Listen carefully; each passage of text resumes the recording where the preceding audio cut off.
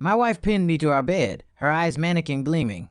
She held up a bottle of the same homemade herbal flour her best friend's parents had used. If she can get pregnant, so can I. Honey, it's time to work overtime.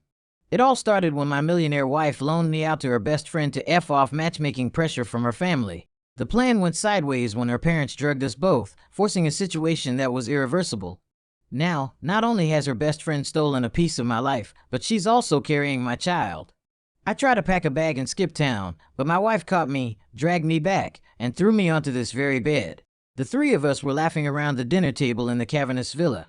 "Ethan, this short rib risotto is insane," Zoe Gallagher mumbled, her mouth full. "Perfectly creamy, the meat just falls off the bone. You've outdone yourself." Her beautiful face was stuffed, her cheeks puffed out like a greedy chipmunk.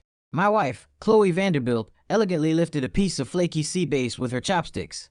She shot a sidelong glance at her best friend next to me and said, "I swear all this food and it still can't shut your mouth. You're here every single day. Are you trying to steal my husband?" I nearly sprayed the soup I just sipped all over the table. Zoe, however, didn't even blush. She swallowed her food and shot back with incredible confidence. "Of course not. At most, I just kidnap him and make him my personal chef." Chloe immediately went into protective mode, pulling me closer to her side as if staking her claim. "Hey, he's my exclusive chef and my beloved husband. You want to kidnap him? Not a chance. You'll have to pay up." Watching them bicker back and forth, I couldn't help but smile. My mind drifted back to a month ago to a series of events more surreal than any novel.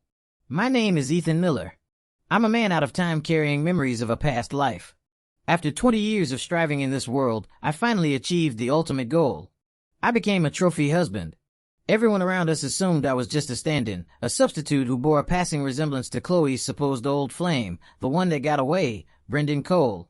When the so-called real deal Brendan showed up to confront me, I was mentally prepared to be kicked to the curb with my bags packed. But who could have predicted the twist? Turns out I was the one Chloe had a secret crush on back in college. Bremmel was just some random guy. When his scheme was exposed, he got desperate and tried to drug Chloe to force the issue. Naturally, my wife had him unceremoniously hauled off by the police, where he was now enjoying 3 square meals a day on the taxpayers' dime. During the weeks, Brendan was causing trouble. Chloe sent me to stay with her best friend, Zoe Gallagher, for my own safety. Before that, Zoe and I were barely acquaintances. She'd always been cold and aloof around me, radiating a don't talk to me vibe. I never would have guessed that beneath the Ice Queen exterior was a hardcore foodie and a total homebody. With a single meal, my cooking completely conquered her stomach.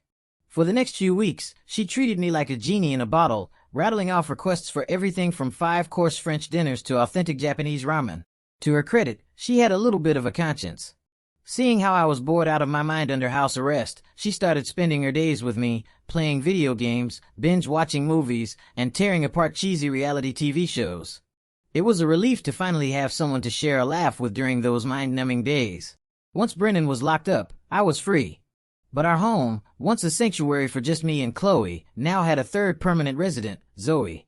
She latched onto our life like a shameless barnacle, showing up for every meal every day. Sometimes if she ate herself into a food coma, she wouldn't even leave. During the day, while Chloe was at the office, Zoe would commandeer the living room sofa, and we'd team up for online gaming sessions. When mealtime rolled around, I'd resign myself to my duties as head chef and cook for her. But the nights were the most ridiculous part. My wife, Chloe, was completely monopolized by her. Zoe didn't just shamelessly wedge her way into our master bedroom. She took over our king-size bed, calmly sleeping next to my wife as if it were the most natural thing in the world. The bad news, my wife was about to become someone else's. The good news, that someone else was a woman. My thoughts snapped back to the present. Zoe had put down her utensils, her eyes sparkling as she looked at Chloe. "I don't have to kidnap him, but can I just borrow him for a bit?" she asked, sidling up to Chloe and negotiating in earnest. "I promise I'll bring him back in one piece." Chloe raised an eyebrow, set down her fork, and looked at her ridiculous best friend with amusement. "All right, spill it. What do you need him for?" Zoe swallowed hard, a rare look of embarrassment creeping onto her face. "It's my parents. Well, actually, it's my pain-in-the-ass brother. He's a year younger than me and he's already married. Now my parents are on my case like debt collectors, nagging me nonstop. As she spoke, she pushed her plate away and slid onto the bench next to Chloe, grabbing her arm and shaking it as her voice turned impossibly sweet and pleading. Chloe, my bestest friend in the whole world. You lend me your husband to get them off my back for one night. Right. You know me. I'm a homebody just like you. All I do is eat and play games. I don't have any guy friends. Out of all the guys I know, he's the only one who's remotely presentable enough to bring home to my parents. Please let me borrow him. Pretty please. I watched her act, a shiver running down my spine. The woman could switch personalities faster than a traffic light. Chloe, clearly susceptible to this routine, sighed, but maintained a stern face, poking Zoe's forehead with a finger. Fine, you can borrow him. You can even pretend he's yours. Her tone shifted as her eyes landed on me, filled with an unyielding possessiveness. But you remember this. You bring him back to me, completely intact. Nothing on him can be missing. He is my property down to the last strand of hair. Got it. Zoe immediately sprang to her feet and stood at attention like a soldier receiving orders. Ma'am, yes, ma'am. Don't worry. I'd lose a limb before he lost a hair. I sat there through the whole exchange like a piece of furniture, unable to get a word in. What could I do? I was a kept man. The wife is always right. And since she'd already agreed, I had no room to object. And just like that, I was sold off by my own wife, becoming Zoe Gallagher's temporary boyfriend. Just as I was resigning myself to my fate, Chloe remembered something. Wait, my parents couldn't make it to our wedding. Your parents came with your brother. They've never actually met Ethan. Zoe winked a smug, all according to plan look on her face. My parents had an emergency that day. Sofa, they couldn't be there. They have no idea what your husband looks like. Don't worry, the coast is clear. When I'm in charge, you can relax. Only then did Chloe seem truly at ease, picking up her fork and elegantly resuming her meal. That afternoon, Chloe drove to her office, leaving the massive villa to me and the freeloader, Zoe. The relaxed atmosphere seemed to curdle the moment Chloe's car disappeared down the driveway. Zoe was sprawled on the couch, scrolling through her phone. Without looking up, she said, "Hey, you ready yet? Make yourself look handsome. My parents are already making dinner for you." I stood in front of the closet holding different shirts up to my reflection. "I'm not that handsome to begin with," I said with a sigh. "This is as good as it gets." Tisk tisk.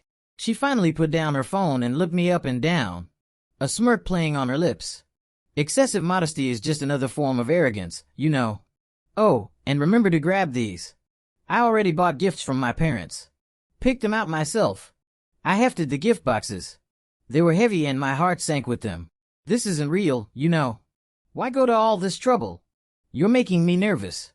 Zoe pushed herself off the door frame and walked toward me, a faint sweet fragrance wafting in her wake. Her eyes glittered with a sly fox-like cunning. "What if it becomes real?" she whispered, her voice low and teasing. "You have to be prepared for every possibility." Her breath ghosted across my cheek.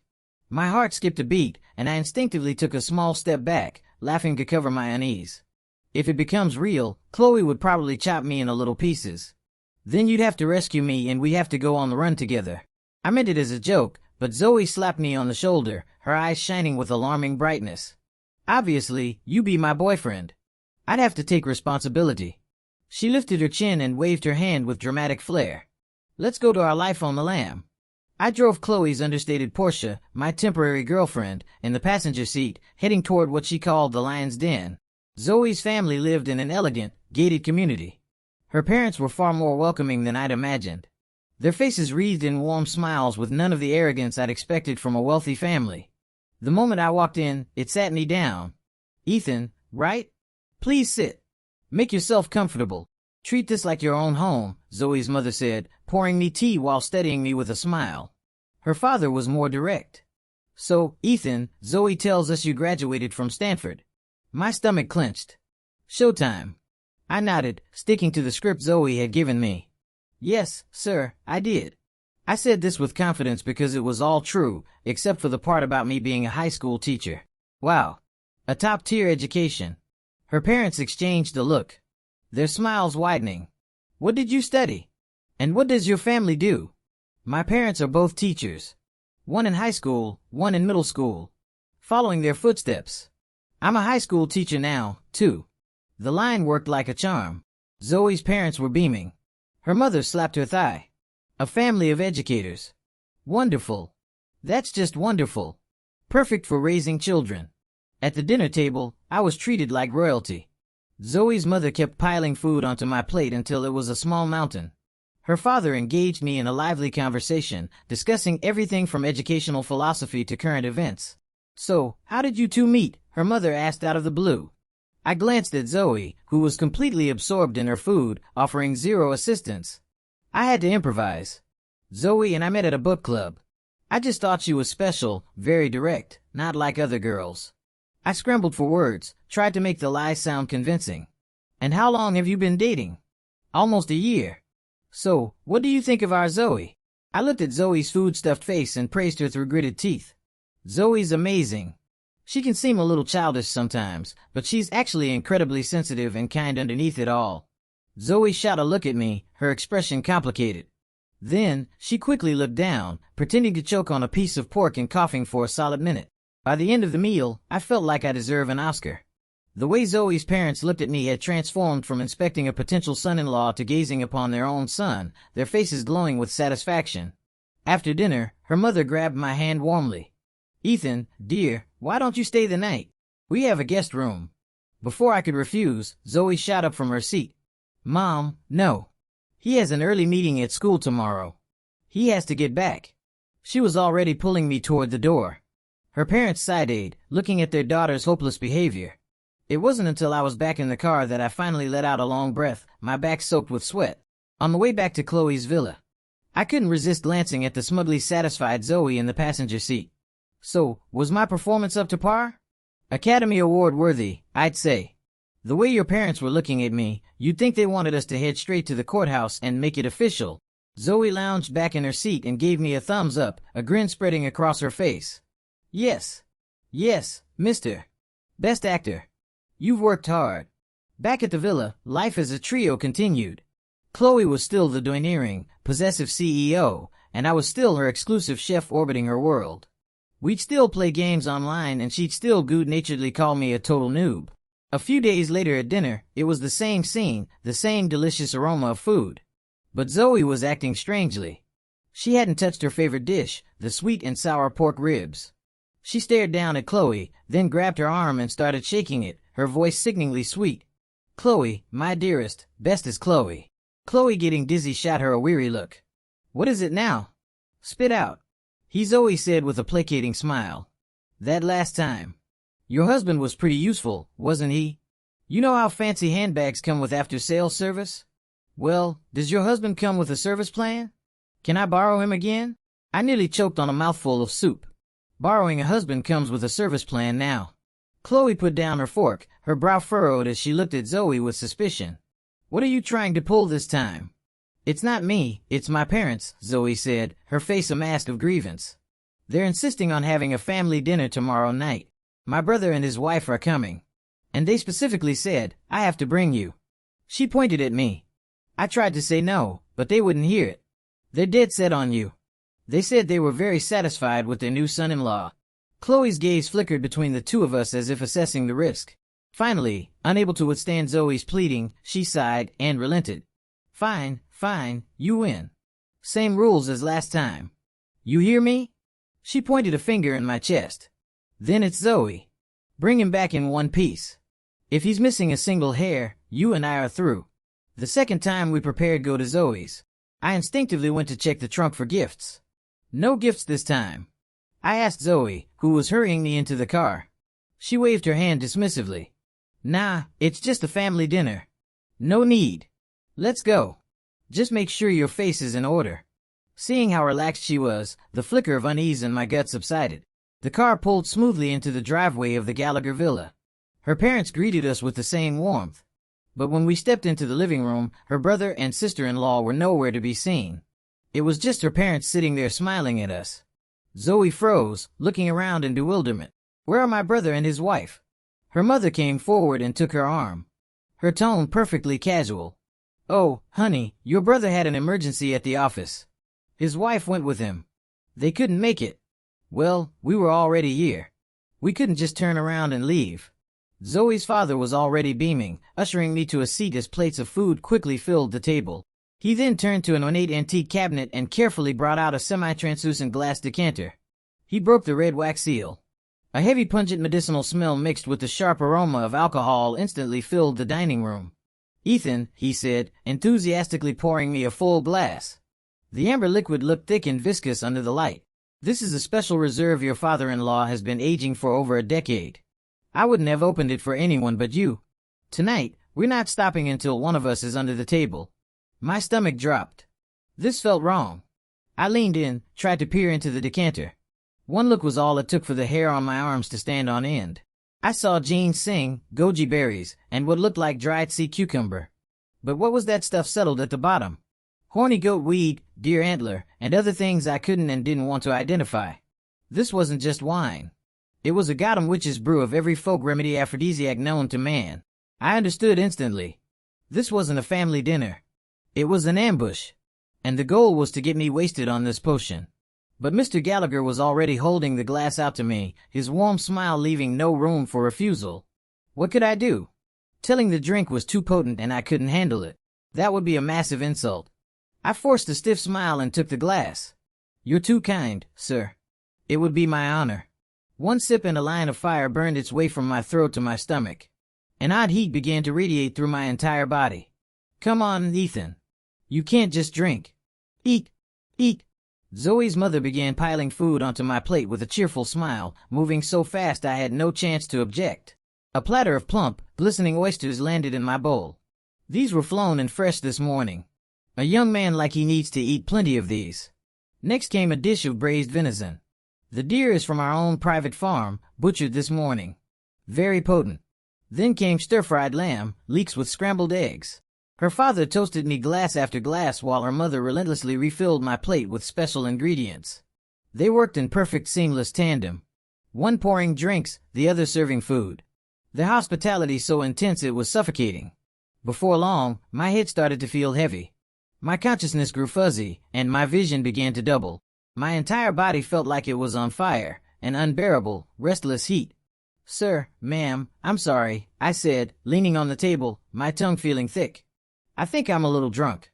I'm feeling really hot. I think I need to go lie down." It was my last distress signal. Zoe seemed to notice something was wrong. She put down her fork, frowning. "Dad, Mom, stop pushing him. He really doesn't look well. I'll take him to a room to rest." She started to get up to help me. "Oh, what's the rush, dear?" her mother said, pushing her back down and adding another large piece of meat to her plate. "You haven't finished eating. I know what a big appetite you have. Eat up."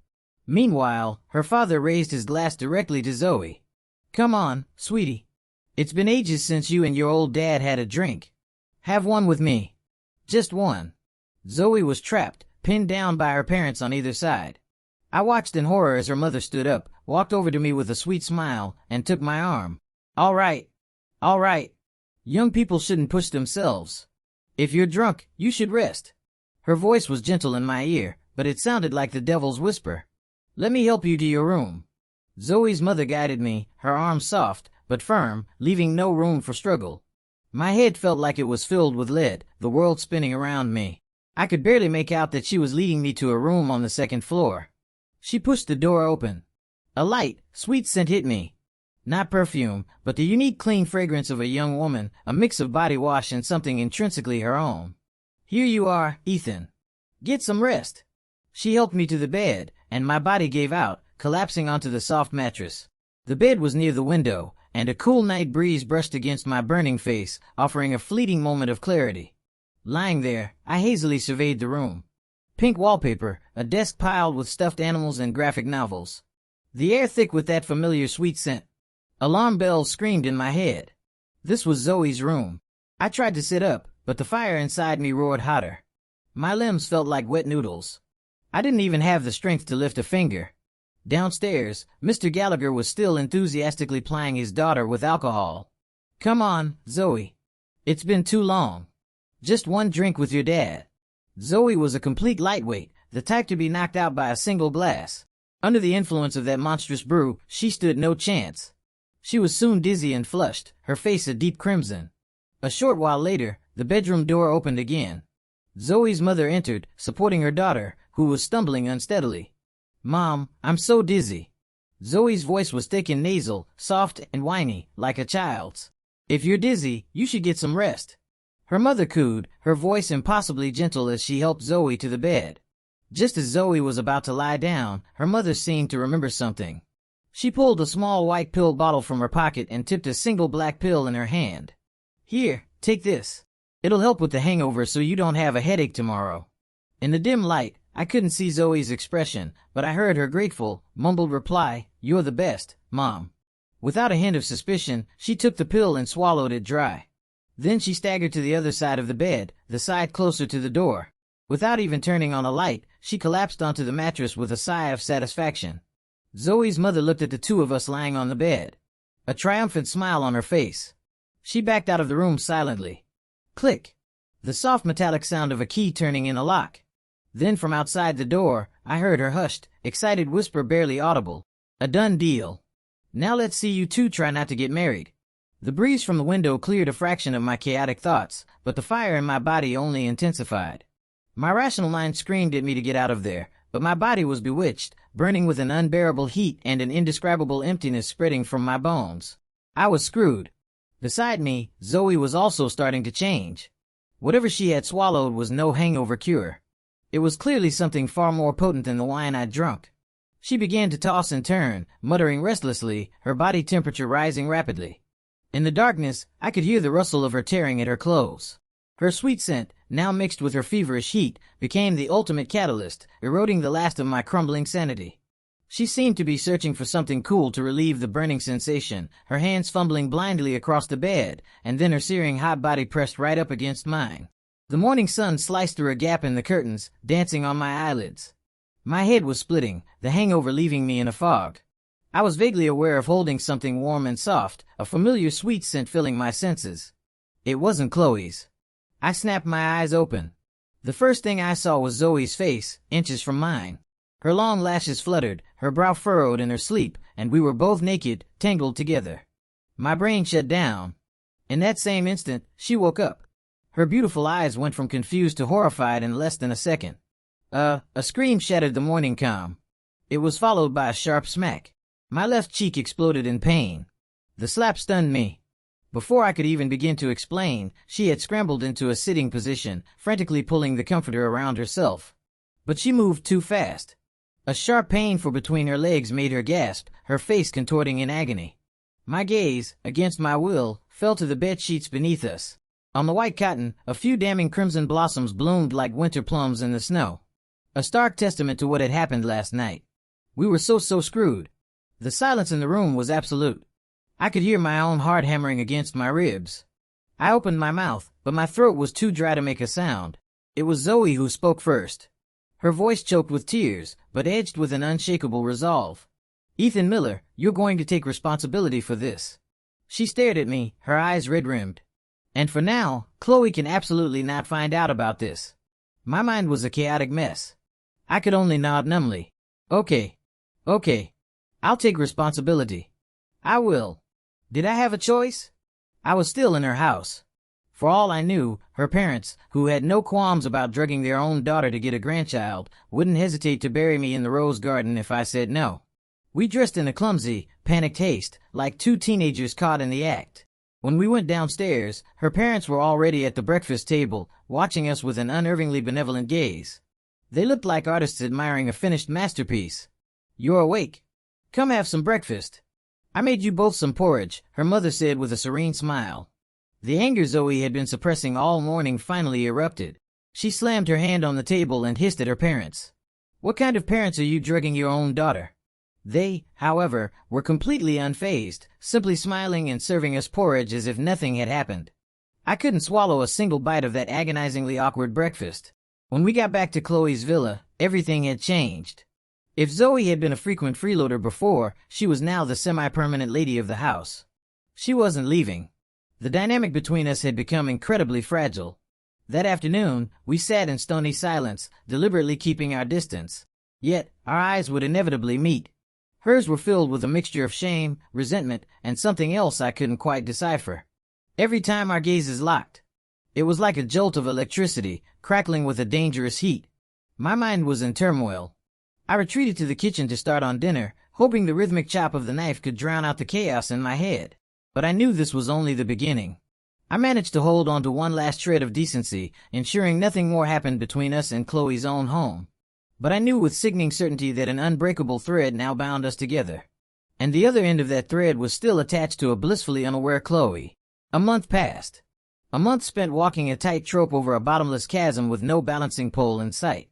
Zoe had brazenly moved into the villa, treating it as her own home. The dynamic between the three of us grew stranger by the day. During the day, she and I would still sit in the living room and play video games, but the easy banter and playful insults were gone, replaced by a suffocating silence. The air was thick with an invisible tension. We tiptoed around each other, maintaining a fragile peace, neither of us daring to light the fuse. And I was still the exclusive chef, though the joy of cooking had been replaced by annoying anxiety. That night, I made a huge spread as usual. The three of us sat down to eat. Chloe gracefully sampled each dish while I listlessly pushed rice around my bowl. Zoe, however, was acting strangely.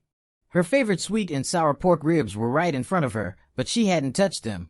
She just stared at her bowl, her face pale, poking at her food with her chopsticks. Suddenly, she clapped a hand over her mouth as a wave of nausea hit her. "Wretch!" A dry heave shattered the eerie quiet at the table. She didn't throw anything up, just coughed violently, tears welling up in the corners of her eyes. Chloe immediately put down her fork and rushed to her side, gently patting her back. "Zoe, are you okay? Did you eat something bad?" She frowned. "Wait a minute. You were like this all day when we were out shopping. You kept saying you felt sick. Are you ill? After dinner, I'm taking you to the doctor to get checked out." "To the doctor?" Those three words hit me like a bolt of lightning. A chill ran down my spine and a cold sweat broke out on my forehead. "Oh no," was the only thought in my head. Did we hit the jackpot? No. Chloe absolutely could not take her to the doctor. My mind raced and I blurted out the first excuse I could think of. "Chloe, why don't I take her?" My voice was Rosero. "Don't you have that report to finish for work? You shouldn't get behind." The moment the words left my mouth, Chloe's face darkened. She turned to me, her sharp eyes pinning me in place, filled with annoyance and suspicion. "I finally have a few days off. And you're trying to send me back to work?" Her tone was icy, stabbing at me. "Besides, you taking Zoe, a guy, taking a girl, for a checkup? Is that appropriate?" A sarcastic smile twisted her lips and she delivered the line that sent me into a free fall. "It's not like you're her boyfriend." My heart seized as if squeezed by an invisible hand. I couldn't breathe. Her unyielding tone left me paralyzed, unable to utter a single word of protest. I could only watch as she helped Zoe to her feet, her voice firm. "Come on, Zoe. Ignore him. I'm taking you."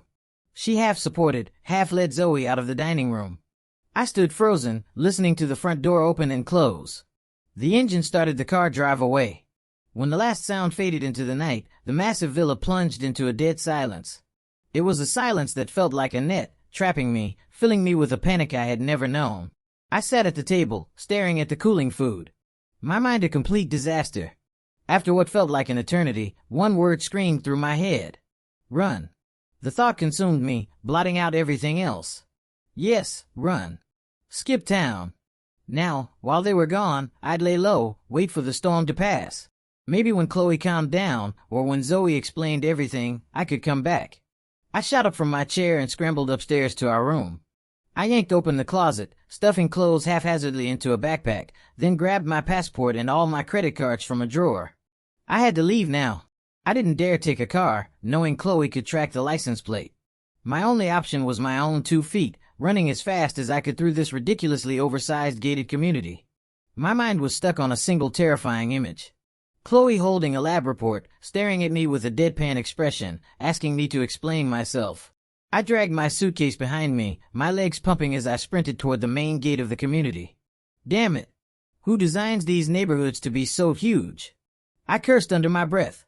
The wheels of the suitcase rumbled on the smooth asphalt, a sound that was deafeningly loud in the quiet night. My lungs burned and sweat stung my eyes. This stuff was heavy. I was exhausted.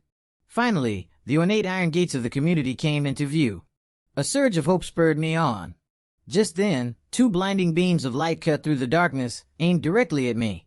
A car I knew all too well. It executed an impossibly aggressive drift. The tires screaming in protest and came to a perfect sideways stop right in front of me, blocking my only escape route. The driver's door swung open. Chloe stepped out. She didn't even look at me. She strode over.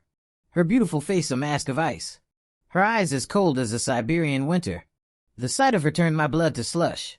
My stuff. I stammered, trying to make a last stand for my luggage.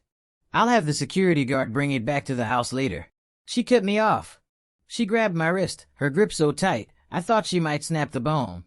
Right now, we have more important things to discuss. She dragged me back to the car and shoved me inside. The door slammed shut, separating me from my suitcase and my only hope of freedom. Back at the villa, she didn't say a word. Just hauled me up the stairs and into her bedroom. She kicked the door shut with her heel. With a powerful shove, she sent me tumbling onto the vast soft bed. Before I could process what was happening, a warm soft body was on top of me. Chloe was straddling me, looking down at me, her gorgeous eyes swirling with a complex storm of emotions I couldn't begin to name. She leaned in close, her warm breath on my face, but her words were like shards of ice. "Ethan Miller, you really are something else.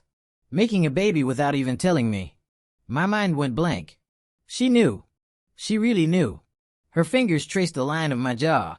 Her voice laced with a cool, dangerous amusement. "So tell me, while I was out of the house, were you two getting busy in my villa?" "No," I yelled, my voice cracking. "Chloe, please listen to me. It never happened here. I swear it was an accident. A total accident. I was a condemned man, desperately pleading my case before the judge." Chloe looked at my panicked state and suddenly smiled. But it wasn't the furious, murderous smile I'd expected. It was a smile of knowing, of seeing right through everything. "Of course I know it was an accident," she said nonchalantly. The word stunned me into silence. "If you had done it on purpose," she continued, her voice dropping, "I would have already had you neutered. Not a trace left." I hadn't even had a chance to breathe a sigh of relief before her expression hardened again. Her grip on my chin tightened painfully. "But you, instead of staying here to explain yourself, you tried to run." Before I could even recover from the sheer terror of her neutered comment, her fingers tightened on my chin. A strange fire I'd never seen before ignited in her eyes. It wasn't anger. It was the fierce, unyielding flame of competition. "I can't accept this," Chloe whispered, her voice low and dangerous. A thunderclap next to my ear. "My husband, I haven't even gotten pregnant by him yet. And that little foodie beat me to it." She leaned down until her noses were almost touching. Her warm breath mixed with the cool scent of her perfume was a fatal combination. "No, this won't do. Tonight, we're getting pregnant." My brain short-circuited. What was happening? Shouldn't the main issue be my catastrophic mistake? How did this turn into a competition? My survival instinct kicked in. I tried to struggle, planting my hands on the mattress to push her off, to reclaim some semblance of control. "Chloe, listen to me. This is no more talking." She cut me off. Time for doing. Her weight pressed down and my pathetic strength was no match for her. Even so, I had to try for the last shreds of my masculine pride. "I won't be on top." I grit out the words squeezed from my throat. "It's a matter of a man's basic dignity." Chloe stared at my pathetic, blustering attempt at defiance. She blinked. Then a playful smirk spread across her lips. To my astonishment, she actually rolled off me, propping herself up on one elbow as she lay on her side, watching me with an amused expression that said, "All right, big shot. Let's see what you've got." I took a deep breath and flipped over, pinning her beneath me. An hour later, I collapsed beside her, every muscle and joint in my body, screaming in protest. "Never mind, Chloe," I rasped, my voice in pleading. You could be on top." Chloe let out a soft laugh and gracefully reclaimed her dominant position. That night, I could truly learn the meaning of the term overwhelming firepower. The next day, I woke up because I was starving and because my entire body felt like it had been run over by a freight train. Repeatedly, my lower back, in particular, no longer felt like it belonged to me. I clung to the wall as I hobbled downstairs, feeling hollowed out and weak. Just as I reached the living room, the front door was unlocked from the outside. Zoe walked in. She saw me clutching my back, my face pale, and merely raised an eyebrow. Her gaze then drifted past me to Chloe, who was descending the stairs with serene grace. Zoe didn't try to be cute or funny today. She walked to the center of the living room and stood her ground as if making an official declaration. "What's done is done. Ethan has to take responsibility for my child." Her eyes shifted to Chloe and a smile touched her lips. It was a smile filled with provocation, triumph, and a twisted sort of intimacy. "Well, Chloe, isn't this great? Now we can be even closer, sisters. Chloe had reached my side. She wrapped an arm around my aching waist, pulling me into her before finally looking up at Zoe, her eyes like chips of ice. Responsibility? How? By marrying you. Oh, that won't be necessary, Zoe said, shaking her head. I have no intention of breaking up your marriage. But the baby is mine, which means the baby's father has to be a part of my baby's life. The air froze. I was trapped between them, a piece of meat on a cutting board while they debated how best to carve me up. Chloe's eyes narrowed into dangerous slits, the cold light in them sharp enough to cause frostbite. What are you trying to say? My meaning is simple, Zoe said, not backing down an inch as she met Chloe's gaze. Her words were slow and deliberate.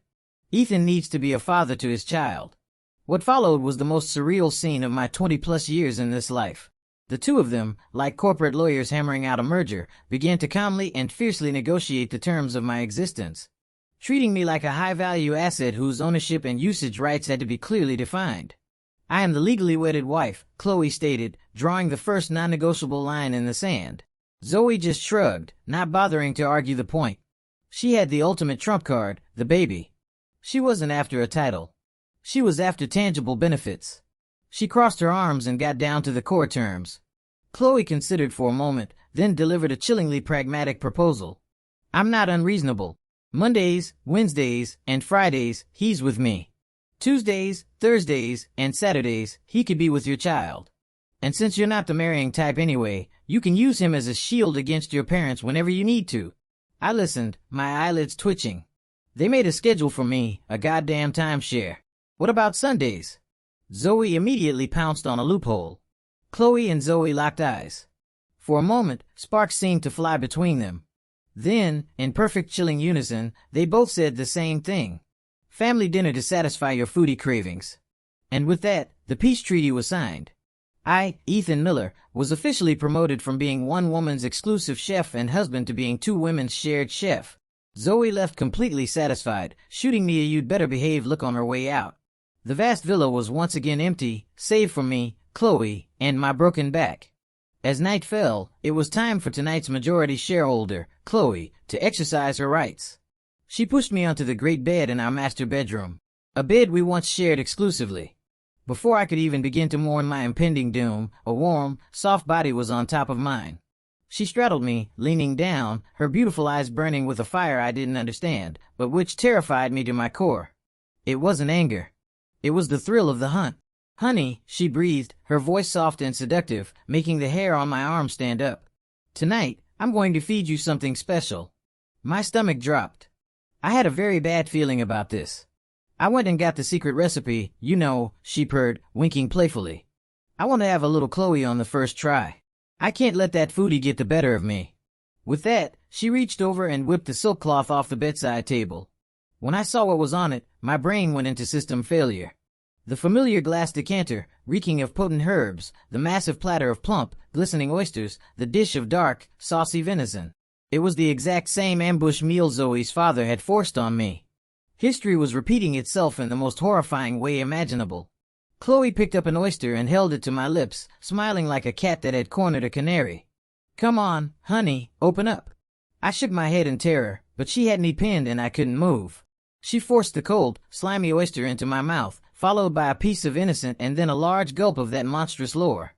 A familiar searing heat exploded in my stomach, racing through my limbs. I stared up at the ornate crystal chandelier on the ceiling and shed two silent, pathetic tears. I was done for. It was going to be another long, agonizing night. And tomorrow I was pretty sure my back wouldn't work at.